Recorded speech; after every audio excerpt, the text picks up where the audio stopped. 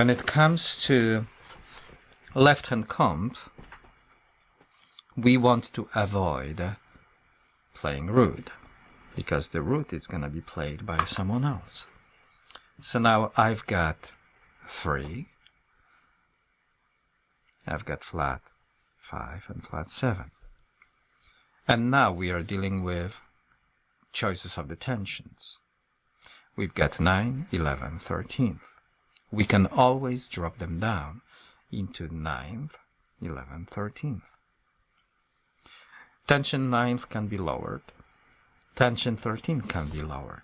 Every single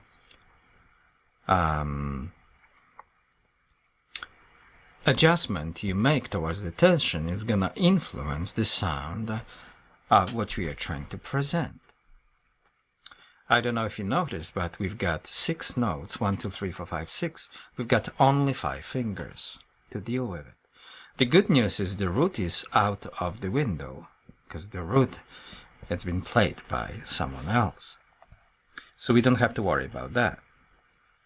Now, we know that the structure, the color, fundamental color of the C minor 7 flat 5, it's represented by flat 3, flat 5, and flat 7. So now if we think about string quartet for 4 fingers, we could choose one of the tensions or 2 tensions depending what are you trying to achieve, and then go for it. So automatically we can go for tension flat 9th, for example. We can do a natural 9th depending what you're trying to connect next. We could combine it with tension 11th. Tension 11 can be dropped 1 octave lower. Tension 9th can be dropped 1 octave lower. So that's the beauty about left hand comp. So we just end up with those beautiful clusters. For example, tension 9th is on the bottom, flat 3. So this is beautiful cluster of tension 9 flat 3 and tension 11th. Can you see 11th? Can you see tension 9th? And this is flat 3. Okay? The way we write down minor 7 flat 5, we could do dash 7. What I love to separate the flat 9th from the 7 by using these. What it does to my writing, it clarifies. It doesn't look like, it's like, what's this, right? So by doing this, it's like, oh, I understand. It's a C minus 7, flat 9. Oh, okay, we are talking about tensions. Okay, so just put them into parentheses, right? Those tensions give this beautiful clarifies. Also, we can do minor, M-I-N, 7, flat 9th. So this is another way of seeing it. And of course, this will become some kind of dominant 7. Let's just go for F7 today.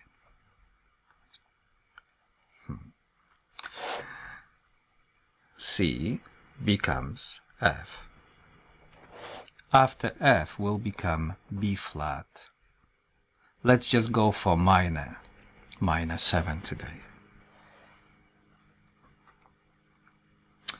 So now I've got the chords progression.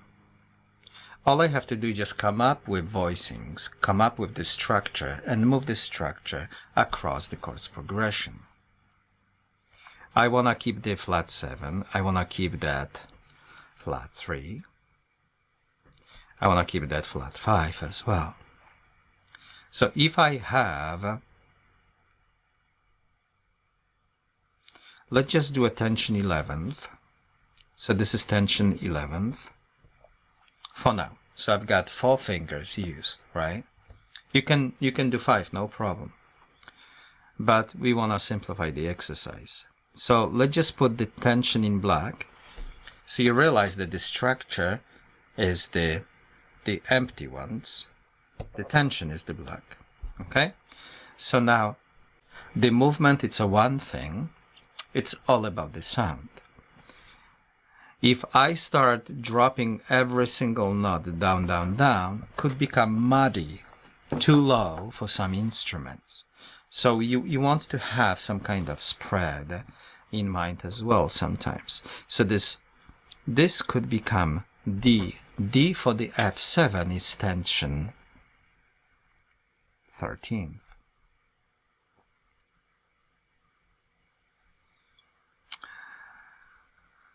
Flat 5 could move to 3 of the F7.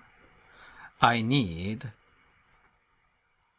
flat 7, or 7 if you wish, for dominant 7 chord. So the 7 in dominant 7 chord, it's E flat.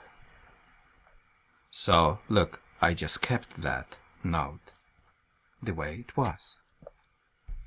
So the most important ingredients right now, I've got 7 and 3 for the F7. I've got one tension, and previously I had 4 notes.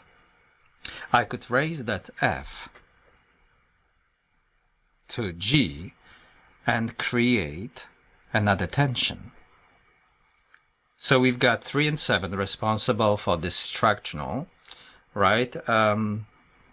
Build, and we put the 2 tensions towards F7. So this is how we progress, right? So the C minor 7 actually became F7.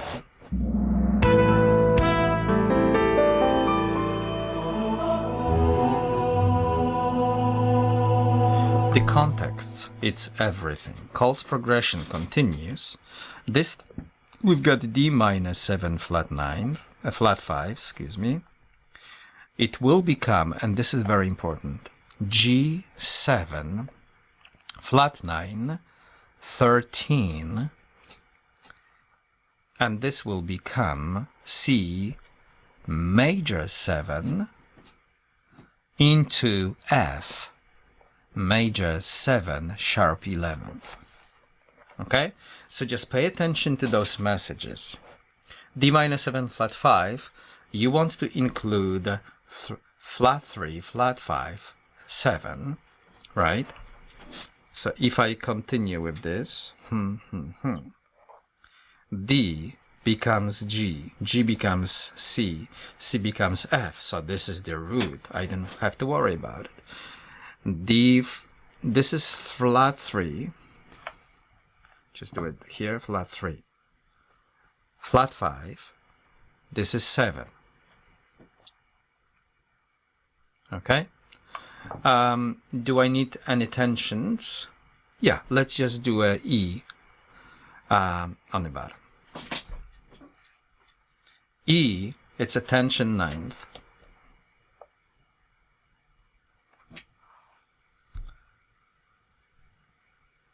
D, we need F.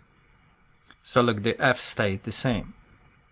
The A flat jumped into B to express tension 3. I mean a third. This is 7, so I'm in a great shape. Now, as writing suggests, it would be nice to express flat 9th. Boom. Tension flat 9th. And it would be nice to express 13. Tension 13 in G, it's E. Boom. See, it stayed. Okay, so now you see the movement, how the structure builds up.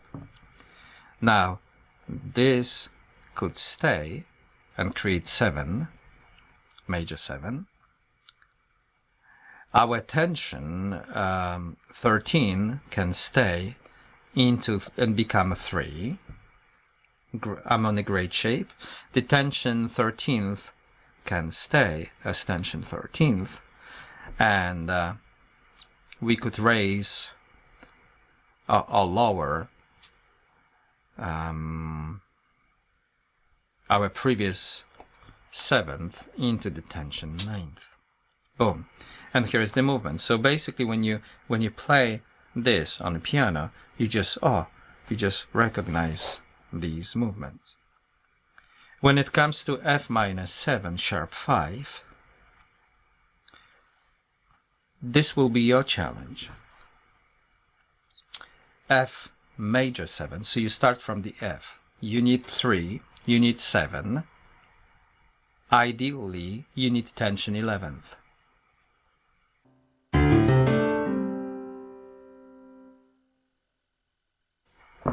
If you start building D minor 7 higher, the resolutions are going to be different.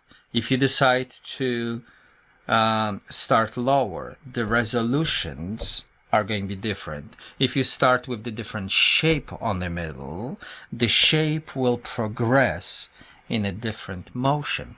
And every single choice we just mentioned, it's gonna have a tremendous impact, not only on the performance, but for the listener's ear, right?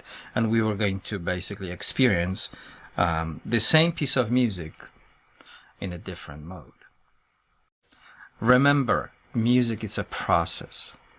You don't want to end the process. You want to be involved in this process. You want to fall in love with it. You want to exercise all your senses, the mindset, right? That's why the education comes so powerful. Because now we don't dwell, we kind of move forward in a specific direction.